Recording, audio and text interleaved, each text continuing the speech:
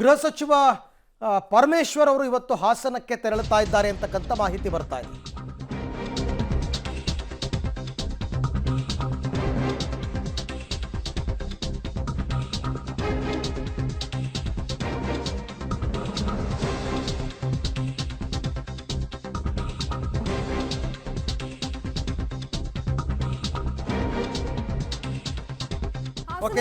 ತೆರಳೋಕ್ಕೂ ಮುಂಚೆ ಗೃಹ ಸಚಿವ ಡಾಕ್ಟರ್ ಜಿ ಪರಮೇಶ್ವರ್ ರಿಯಾಕ್ಷನ್ ಕೊಟ್ಟಿದ್ದಾರೆ. ಸೂರಜ್ ವಿರುದ್ಧ ಅಸಹಜ ಲೈಂಗಿಕ ದೌರ್ಜನ್ಯ ಪ್ರಕರಣಕ್ಕೆ ಸಂಬಂಧಪಟ್ಟಂತೆ ಪೊಲೀಸರು ಅವ್ರ ಕೆಲಸವನ್ನ ಮಾಡ್ತಾರೆ. ಇದರಲ್ಲಿ ಯಾರ್ದು ಇಂಟರ್ಫರೆನ್ಸ್ ಮತ್ತೆ ಇನ್ಫ್ಲೂಯೆನ್ಸ್ ಯಾವುದೂ ಇರೋದಿಲ್ಲ.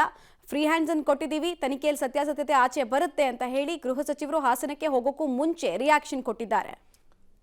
ಇವತ್ತು 3 ಗಂಟೆ ವೇಳೆಗೆ ಜಿಲ್ಲಾ ಪೊಲೀಸ್ ವರಿಷ್ಠಾಧಿಕಾರಿಗಳ ಕಚೇರಿಯಲ್ಲಿ ಒಂದು ಸಭೆಯನ್ನು ನಡೆಸ್ತಾ ಇದ್ದಾರೆ. ಯಾಕೆಂದರೆ 2 ಹೈ ಪ್ರೊಫೈಲ್ ಕೇಸ್ ಹಾಸನಕ್ಕೆ ಲಿಂಕ್ ಆಗಿರ್ತಕ್ಕಂಥದ್ದು, ಒಂದು ಪ್ರಜ್ವಲ್ ರೇವಣ್ಣ ಮತ್ತೊಂದು ಸೂರಜ್ ರೇವಣ್ಣ ಅವರ ಕೇಸಸ್. ಮತ್ತು ಇಲ್ಲಿ ಸರ್ಕಾರ ಏನೋ ದ್ವೇಷದ ರಾಜಕೀಯ ಮಾಡ್ತಾ ಇದೆ, ಹಾಗೆ ಹೀಗೆ ಅಂತೆಲ್ಲ ಒಂದಷ್ಟು ಆರೋಪ ಬಂದಿತ್ತು. ಆ ನಿಟ್ಟಿನಲ್ಲಿ ಗೃಹ ಸಚಿವರು ತಮ್ಮ ಇಲಾಖೆಯ ಕೆಲಸ ಮೀಟಿಂಗ್ ಮಾಡೋದಕ್ಕೆ ಅಂತ ಹೋಗ್ತಾ ಇದ್ದಾರೆ.